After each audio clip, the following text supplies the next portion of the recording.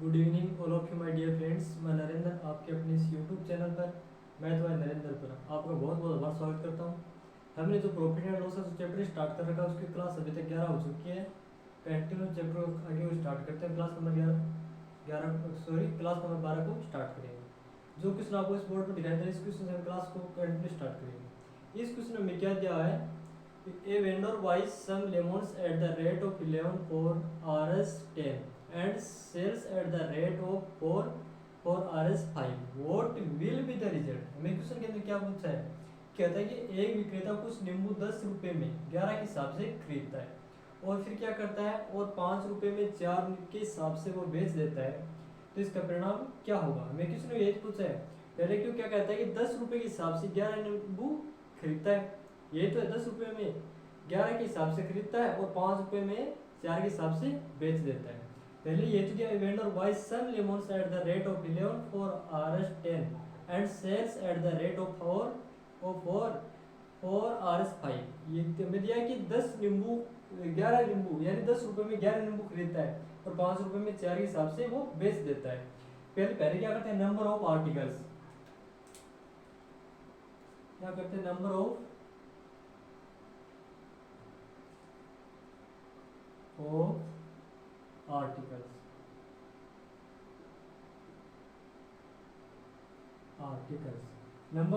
Articles number of article यानी कितने article हैं और क्या आता है फिर वो 11 के हिसाब से यानी 10 रुपए में 11 के हिसाब से बेच देता है। नंबर ऑफ आर्टिकल कितने हैं, 11 है, क्योंकि प्राइस कितनी है, उसकी प्राइस कितनी है, 10, ये तो है। अब क्या कहता है कि यानी कि 10 रुपए में 11 के हिसाब से खरीदता है, 10 रुपए में 11 के हिसाब से खरीदता है, यानी 10 रुपए में कितने आर्टिकल खरीदता है, वो 11 आर्टिकल खरीदता है, कितने रुपए में, 10 रुपए में। फिर आगे में क्वेश्चन में क्या दिया हुआ है, खरीदता है और 5 रुपए में 4 के हिसाब से बेच देता है। क्या करता है वो, 5 रुपए में 4 के हिसाब से क्या करता है, बेच देता है। 5 रुपए कितने हैं, 5, जब भी 5 रुपए में कितने आर्टिकल बेचता है, वो 4 आर्टिकल बेचता है। फिर इसको क्या करेंगे हम, इसको क्रॉस मल्टीप्लाई करेंगे, इसको इससे और इसको इससे क्या करेंगे, इसको इससे मल्टीप्लाई करेंगे और इसको इससे मल्टीप्लाई करेंगे, तब यहाँ पर हमारा सीपी कितना प्राप्त होगा, 10 को 4 से मल्टीप्लाई करने पर क्या प्राप्त होता है, 40। ये हमारा क्या है, सीपी, यही तो है। फिर आगे क्वेश्चन में क्या दिया है, जब इसको इससे मल्टीप्लाई करेंगे तो क्या प्राप्त होगा, 11 को 5 से मल्टीप्लाई करने पर क्या था, 55 एंड 55, ये हमारा क्या है, एसपी। जब वो क्या करता है 40 रुपए में कोई वस्तु खरीदता है, जब 55 रुपए में वो वस्तु को बेच देता है, तो उसे क्या होता है, प्रॉफिट होता है, लॉस, उसे क्या होगा, प्रॉफिट होगा। क्योंकि जब उसने 40 रुपए में वस्तु को खरीदा और 55 रुपए में बेच दिया, तो उसे प्रॉफिट कितने यूनिट का होगा, 15 का क्या होगा, प्रॉफिट होगा। ये तो है, प्रॉफिट कितने का होगा, it is equal to 55 SP minus CP, कितने का होगा, 15 का प्रॉफिट हुआ। ये तो क्वेश्चन अंदर दिया है। अब प्रॉफिट कितने का हुआ, 15 का प्रॉफिट हुआ। प्रॉफिट हमेशा किस पर होता है, कॉस्ट प्राइस पर होता है, तो profit percentage is equal to क्या होता है, प्रतिशत इज इक्वल टू क्या होता है, सीप, profit percentage is equal to क्या होता है, प्रॉफिट अपॉन सीपी इनटू 100, यही तो होता है। तो ये होता है, इसके अंदर मान रखते हैं जब प्रॉफिट परसेंटेज, प्रॉफिट हमारे कितना प्रॉफिट हुआ है, 15 यूनिट का प्रॉफिट हुआ है। 15 यूनिट का प्रॉफिट, कॉस्ट प्राइस क्या है, किस प्राइस पर हुआ है, कॉस्ट प्राइस हमारी 14 यानी 40 है। इनटू के अंदर क्या लगेगा, प्रतिशत क्या लगेगा, हमेशा इनटू में 100। इसका क्या फार्मूला होता है, प्रॉफिट अपॉन सीपी इनटू 100, यही तो होता है प्रॉफिट परसेंटेज इक्वल, यही तो होता है। जब इसमें मान रखेंगे तो क्या प्राप्त होगा, 20 दूनी 40 और 20 पंजो 100, 15 को 5 से मल्टीप्लाई करने पर क्या आता है, 75/2, यही तो आएगा 75/2। तो प्रॉफिट प्रतिशत कितने प्रतिशत का प्रॉफिट हुआ हमें, 75 को 2 से डिवाइडेशन करने पर क्या आता है, 75/2, तो क्या आता है 37.5% का हमें क्या हुआ, प्रॉफिट हुआ। ये तो क्वेश्चन के अंदर पूछा है कि इसका परिणाम क्या रहा, जब उसने 10 रुपए में 11 के हिसाब से खरीदा, नींबू को खरीदा और 5 रुपए में 4 के हिसाब से बेच दिया, तो उसे कितने का प्रॉफिट हुआ, 37.5% हमें क्या हुआ, प्रॉफिट हुआ। इसी प्रकार हम नेक्स्ट क्वेश्चन और लेते हैं। नेक्स्ट क्वेश्चन में क्या दिया हुआ है, a vendors buys some bananas at the rate of 2 for RS1 and sells at the rate of 10 for RS7, what will the rate result. हमें इस क्वेश्चन में अंदर क्या पूछा है कि एक विक्रेता कुछ केले 1 रुपए में 2 के हिसाब से क्या करता है, खरीदता है, और 7 रुपए में 10 के हिसाब से क्या करता है, वो बेच देता है। क्या sells at the rate of 10% 10 for RS7, क्या करता है वो 7 रुपए में 10 के हिसाब से बेच देता है। तो what will the be the result, यानी तो उसका परिणाम क्या होगा, ये पूछा है। तो इसके लिए ऐसे क्वेश्चन हम क्या करते हैं, तो पहले वाले क्वेश्चन में क्या था वैसा उसी तरीके से क्या करते हैं, नंबर ऑफ आर्टिकल्स लेते हैं और प्राइस लेते हैं। नंबर ऑफ आर्टिकल्स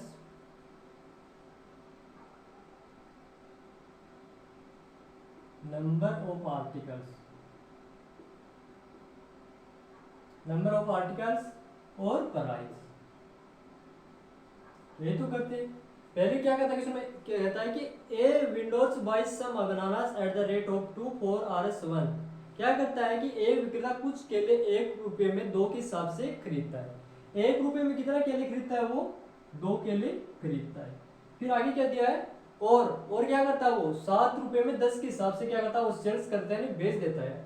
7 रुपए में कितना केला बेचता है, वो 10 केले बेच देता है। ये हमें क्वेश्चन में दिया हुआ है। तो फिर क्या करते हैं, सेलिंग प्राइस और कॉस्ट प्राइस ज्ञात करने के लिए हम क्या करते हैं, इसको इससे मल्टीप्लाई करते हैं और इसको इससे मल्टीप्लाई करते हैं, जिससे हमें क्या प्राप्त होगा, कॉस्ट प्राइस और सेलिंग प्राइस प्राप्त होगी। जब वो इसको इससे मल्टीप्लाई करते हैं तो क्या आता है 10, या 10 को 1 से मल्टीप्लाई करना क्या आता है 10, ये हमारी क्या निकल गई, कॉस्ट प्राइस, ये तो लागत मूल्य। जबकि इसको इससे मल्टीप्लाई करने पर हमें क्या प्राप्त होता है, सेलिंग प्राइस। जब 7 को 2 से मल्टीप्लाई करते हैं तो क्या आता है 14 यानी 14, ये हमारी क्या है, सेलिंग प्राइस निकल कर क्या। जब उसने क्या किया, उसने विक्रेता ने क्या किया, जब उसने 10 रुपए के हिसाब से वस्तु को खरीदा और 14 रुपए के हिसाब से बेच दिया तो उसे क्या हुआ, उसे प्रॉफिट हुआ। तो प्रॉफिट कितने का हुआ, 4 यूनिट का, यानी 10 रुपए में खरीदा और 14 रुपए में बेच दिया तो उसे प्रॉफिट कितने यूनिट का हुआ, 4 यूनिट का प्रॉफिट हुआ। तो प्रॉफिट इक्वल टू क्या करते हैं, इक्वल क्या करते हैं, एसपी माइनस सीपी। एसपी कितना है 14 माइनस 10, तो कितने का प्रॉफिट हुआ, 4 का प्रॉफिट हुआ। तो प्रॉफिट परसेंटेज के लिए क्या करते हैं, परसेंट इक्वल क्या होता है, जब प्रॉफिट परसेंटेज इक्वल क्या करते हैं, profit upon cost price into 100, ये तो होता है। तो प्रॉफिट कितने का हो रहा है हमें 4 यूनिट का, किस पर, कॉस्ट प्राइस क्या है 10, ये तो है। अब प्रतिशत के लिए क्या करते हैं, इनटू में 100, ये तो लगाते हैं। इस 0 से ये 0 कैंसिल, तो प्रॉफिट कितने प्रतिशत का होगा, 4 इंटू 10 इक्वल में कितने प्रतिशत का प्रॉफिट होगा, हमें 40% का प्रॉफिट होगा। ये तो किसी के अंदर पूछा था कि जब विक्रेता कुछ केले 1 रुपए में 2 के हिसाब से खरीदता है, जबकि 7 रुपए में 10 के हिसाब से वो बेच देता है, 7 रुपए में 10 के हिसाब से वो क्या करता है, बेच देता है, उसे सेल्स कर देता है, तो उसे उसका परिणाम क्या होगा। तो इसका परिणाम हमें क्या मिला, प्रॉफिट मिला। प्रॉफिट कितने प्रतिशत का, 40% का। ये तो मैं किसी ने पूछा था कि उसे इसका परिणाम क्या होगा, उसका परिणाम होगा कि 40% का उसे प्रॉफिट होगा, जो कि हमें ऑप्शन नंबर किस में दिया हुआ है, ऑप्शन नंबर सी में दिया हुआ है कि 40% का हमें प्रॉफिट होगा। इसी प्रकार हम नेक्स्ट क्वेश्चन और लेते हैं। नेक्स्ट क्वेश्चन में क्या दिया हुआ है, at 9% discount the selling price of a washing machine is Rs 14,000, what is the price if the discount is 22%। हमें क्वेश्चन में पूछा है कि 9% छूट देने पर एक कपड़े धोने की मशीन की बिक्री की कीमत 14,000 रुपए है। कब है 14,000 कीमत उसकी, जब वह क्या करता है, कपड़े धोने की मशीन की बिक्री पर 9% छूट दे देता है, तो उसकी कीमत क्या हो जाती है, 14,000 रुपए हो जाती है, यानी 14,000 रुपए है। यदि वह छूट को 22% दी जाती है तो उसकी बिक्री मूल्य ज्ञात कीजिए। क्या ज्ञात करना है, हमें सेलिंग प्राइस ज्ञात करनी है। पहले क्या करते हैं, इसमें छूट 2 चीज की मिली है, पहले 9% की छूट दी जाती है, तब उसकी क्या हो जाती है, बिक्री कीमत यानी सेलिंग प्राइस क्या हो जाती है 14,000। जबकि 22% की छूट दी जाती है तो उसकी बिक्री कीमत यानी एसपी यानी सेकंड एसपी हमें ज्ञात करना है। इसके लिए हम क्या करते हैं, एमपी मार्क प्राइस, एसपी मान सेलिंग प्राइस फर्स्ट और सेलिंग प्राइस सेकंड। मान लेते हैं उसकी मार्क प्राइस 100 यानी 100 है। पहले वो क्या करता है कि उस 9% की छूट देने पर कपड़े की धोने की कीमत क्या हो जाती है, मशीन की कीमत बिक्री यानी 14,000 रुपए हो जाती है। कब, जब इस पर फर्स्ट यानी डिस्काउंट दिया जाता है। फर्स्ट डिस्काउंट कितने का दिया जाता है, 9 का। 9% की छूट दी जाती है। जब 9% डिस्काउंट दिया जाता है तो SP1 क्या हो जाएगा 91, यही तो होगा। फिर आगे क्वेश्चन में क्या कहता है, क्या जब उसमें यानी 9% का हमें डिस्काउंट दिया जाता है तो उसकी कीमत कितनी हो जाती है 14,000 रुपये हो जाती है। फिर आगे क्वेश्चन में क्या कहता है, कब हो जाती है जब SP1 तो उसकी सेलिंग प्राइस कीमत क्या हो जाती है 14,000 रुपये हो जाती है। तो SP1 के यूनिट में कितना प्राप्त होता है 91 यूनिट। तो 91 यूनिट की वैल्यू हमें क्या दी हुई है क्वेश्चन के अंदर 14,000, ये तो दी हुई है 14,000। तब एक यूनिट की वैल्यू क्या होगी 14,000 अपॉन 90, यही तो होगी। फिर आगे क्वेश्चन में क्या दिया है कि यदि छूट 22% दी जाती है, पहली छूट कितने की मिल रही थी 9% की, जबकि अब छूट कितने प्रतिशत की दी जा रही है 22% की, यानी डिस्काउंट इज 22%। जब छूट 22% की दी जाती है तो उसकी बिक्री मूल्य ज्ञात कीजिए। तो पहले हमने छूट दी कितने की 9% की, अब वो छूट कितने का दे रहा है 22%। किस पर मार्क छूट हमेशा किस पर दी जाती है मार्क प्राइस पर। अब 22% की छूट दी जाती है, जब उसने मार्क कितना किया था 100 यानी 100, उस पर कितनी छूट दे रहा है 22% छूट दी जाती है। तो SP2 क्या हो जाएगा, क्या होगा 78, यानी 100 में से 22 उठाने पे क्या बचता है 78। अब SP2 यानी कितना हो गया, सेकंड सेलिंग प्राइस क्या हुई उसकी 78। तो एक यूनिट की वैल्यू कितनी है 14,000 अपॉन 91, तो 78 यूनिट की वैल्यू क्या हुई है। तो मैं पूछा क्वेश्चन के अंदर, यानी सेकंड जब 22% छूट दी जाती है तो उस वस्तु की सेलिंग प्राइस क्या हो जाएगी, ये तो क्वेश्चन में पूछा है। तब एक यूनिट की वैल्यू ये है तो 78 यूनिट की वैल्यू क्या होगी, SP2 क्या है 78, SP2 इक्वल में क्या है 78।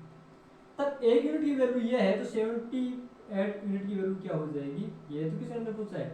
जब एक यूनिट की वैल्यू क्या है 14,000 बटे 91 इनटू कितने यूनिट 78 यूनिट, ये तो पूछा है।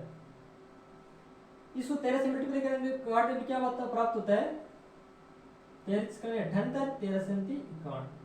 इस 7 से 7 काटने में क्या आता है 2000, ये तो आता है। तब SP2 इक्वल SP2 वैल्यू क्या आएगी 2000 इंटू 6 इक्वल में क्या आएगा 12,000, ये तो प्राप्त होगा। ये तो मैं क्वेश्चन के अंदर पूछा है कि उसकी बिक्री मूल्य क्या होगा कब, जब उस पर 22% में डिस्काउंट दिया जाएगा तो उसकी कॉस्ट सेलिंग प्राइस क्या होगी 12,000 रुपए होगी, ये तो हमारा आंसर है। 21 ऑप्शन में दिया है, ऑप्शन नंबर ए में दिया हुआ है कि जब 22% छूट दी जाती है तो उसकी बिक्री कीमत क्या हो जाएगी 12,000 हो जाएगी। इसी प्रकार हम एक और नेक्स्ट क्वेश्चन लेते हैं। A rice trader buys 22 quintals of rice for Rs 3,344। ये दिया है कि 24% rice is lost in transportation. क्या होता है कि 22 क्विंटल चावल की प्राइस कितनी बताई उसने 3,344 रुपए, जबकि क्या होता है कि 24% rice is lost in transportation. क्या होता है कि 24% चावल परिवहन में गुम या खराब हो जाते हैं। फिर आगे में क्या दिया at what rate should he sell to earn 30% profit. तो उसे 30% लाभ प्राप्त करने के लिए किस दर पर चावल को बेचना चाहिए। पहले में क्वेश्चन में क्या दिया है साफ स्पष्ट दिया हुआ है कि एक चावल व्यापारी 3,344 रुपए में 22 क्विंटल चावल को खरीदता है, जबकि क्या होता है कि वो 24% चावल क्या हो जाते हैं ट्रांसपोर्टेशन के अंदर गुम हो जाते हैं खो जाते हैं। तो हमें क्या है जो उसमें सेलिंग प्राइस बची उसकी हमें कॉस्ट प्राइस बची उस पर 30% हमें प्रॉफिट ज्ञात करना है कि किस दर पर उसे चावल बेचना चाहिए कि ताकि उसे 30% क्या हो लाभ प्राप्त हो। इसके लिए पहले क्या करते हैं total purchase quantity, total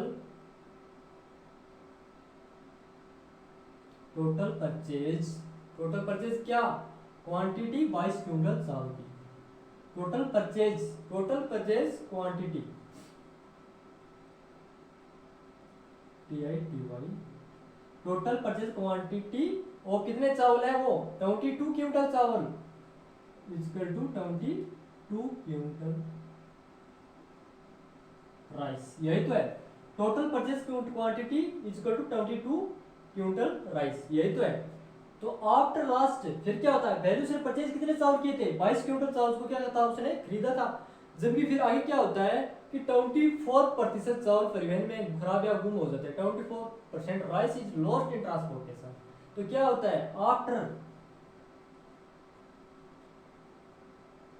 lost 74% rice, क्या होता है 24 रिमेनिंग, सॉरी 24 रिमेनिंग क्वांटिटी,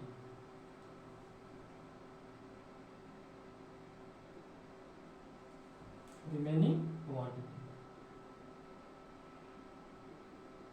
क्या होता है, जब 24% चावल या गुम या खराब हो जाते हैं या हो जाते हैं तो फिर उसके लास्ट में क्वांटिटी कितनी बचेगी, ये तो हमें क्वेश्चन के अंदर प्राप्त करना है। क्या बचेगा, टोटल चावल कितने थे 22 क्विंटल, उसमें से 24% क्या हो गए, गुम हो गए, फिर लास्ट क्वांटिटी उस चावल की कितनी बची 76/100, ये तो बची, ये उस चावल की क्या है क्वांटिटी क्विंटल्स। अब कितने चावल हैं, शेष है क्विंटल्स,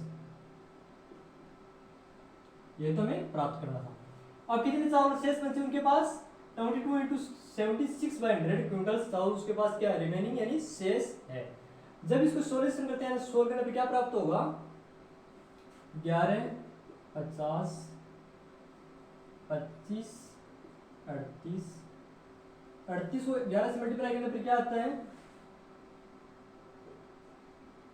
38, 38, 8, 11, 4, ठीक है 418,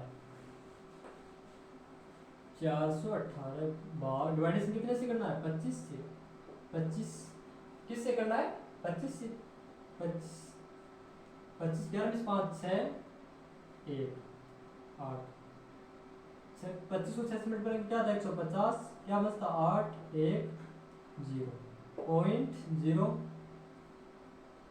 7 बार कटेगा 175 5 2, कितना आया 16.2 क्विंटल राइस है, 16.72 क्विंटल राइस। अब उसके पास यानी कि 24% चावल रिमेनिंग लॉस्ट हो जाने पर, खत्म हो जाने पर उसके पास शेष चावलों की क्वालिटी कितनी बची 16.72 क्विंटल। अब उनके पास रिमेनिंग राइस कितने हैं 16.72 क्विंटल क्या है राइस है।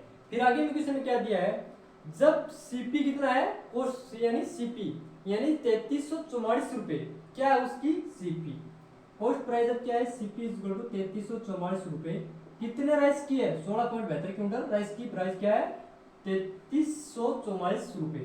फिर आगे में क्वेश्चन में क्या दिया है कि उसे 30% लाभ प्राप्त करने के लिए किस दर पर राइस को बेचना होगा, तो 30% आफ्टर प्रॉफिट कितना 30% का प्रॉफिट इक्वल टू 30%, तो 30% राइस यानी 30% प्रॉफिट प्राप्त करने के लिए कॉस्ट प्राइस वाले वस्तु यानी 3344 रुपए वाले वस्तु को किस मूल्य पर उसे बेचना चाहिए, यही तो है। तो एस पी इक्वल टू क्या होता है कितना 3344 इंटू प्रॉफिट कितना हो रहा है 30% का, तो 130/100।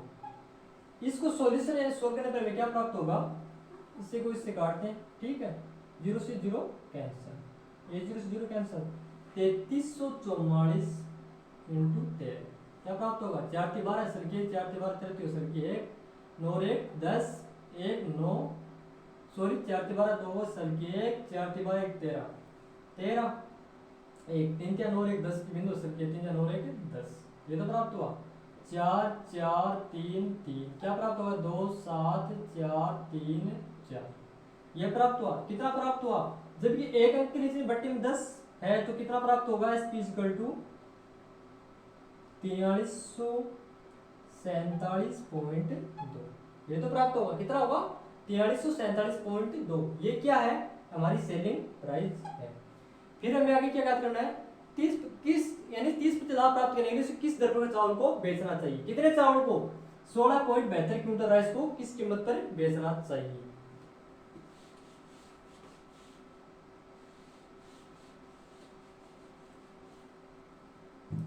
क्या गियर for required selling price,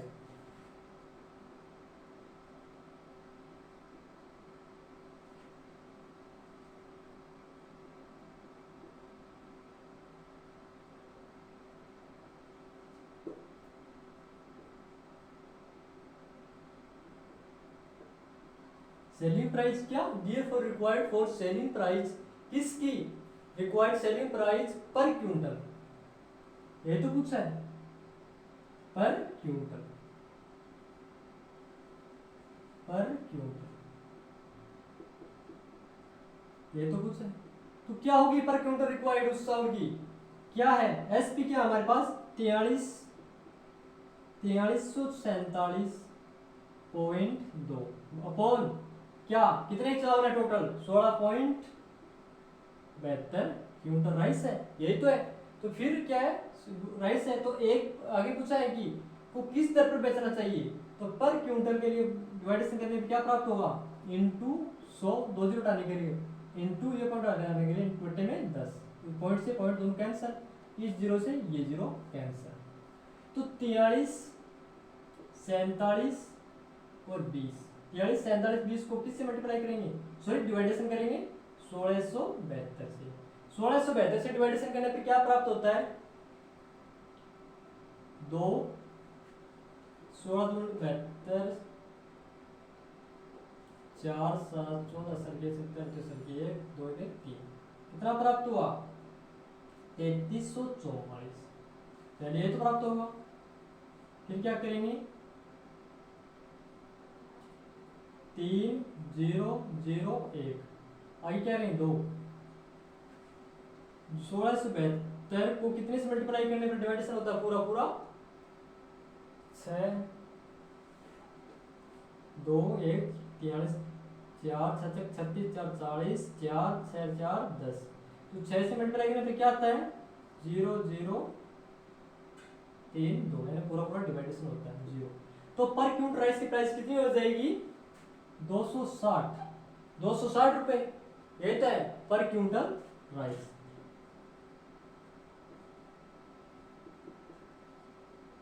per quintal rice की प्राइस क्या हो जाएगी 260। ये तो भी क्वेश्चन के अंदर पूछा था कि पर, ये तो पूछा था कि